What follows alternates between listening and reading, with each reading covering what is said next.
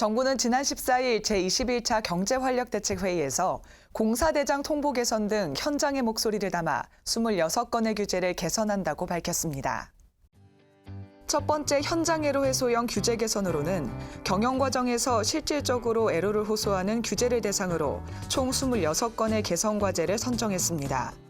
공사도급 계약 시 내용이 약간이라도 바뀌면 일일이 발주사에 통보해야 했던 현행 제도를 개선해 경미한 총사업비 변경 시에는 통보를 면제해주고 해외 건설 상황 보고 등 관행적 통보 내용도 대폭 간소화하기로 했습니다. 또한 건설 사업자가 업종을 추가하는 경우 주어지는 자본금 특례 혜택은 제도가 신설된 2010년 2월 이전에 업종을 추가한 경우까지 소급해 적용키로 했으며 자본금 평가 시 건축물뿐만 아니라 토지도 실질 자산으로 인정한다고 발표했습니다. 또한 시공능력 평가 시 광급자재도 실적에 포함해 반영하고 건설기술인으로 인정되는 국가기술 자격에 설비보전기능사, 잠수기능장을 추가했습니다. 두 번째로 공사정 과정 여건 개선에서는 적정공사비 및 적정공사기간을 보장하기로 했으며 공사비 산정 기준이 되는 표준시장 단가와 표준품셈의 산정 체계를 개선하여 제값주는 원가 체계로 개편하기로 했습니다. 또한 공기 산정 기준을 법제화해 미세먼지 폭염 등에 따른 공사 제한으로 공기 연장이 필요한 경우에 연장 기준과 절차를 명확히 할 예정입니다. 임낙찰 단계에서도 계약 제도를 선진화하고 공공발주자의 불공정을 근절한다는 계획입니다.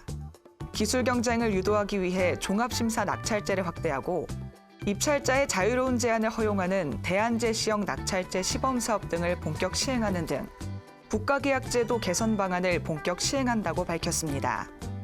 또한 시공 단계에서는 하도급 대금 및 건설기계 대여금 보증수수료를 인하하고 중소건설업체의 경쟁력 강화를 위해 보증수수료 특례 확대도 추진합니다. 건설업 균형 발전을 위해 상생협력 체계를 강화하는 동시에 간접비에 대한 지급 요건과 범위, 산정 기준을 적극 검토한다는 계획입니다. 혁신 기반 지원에 있어서는 적정 SOC 투자를 확보하고 우수 인력을 양성하는 데 초점을 맞췄습니다.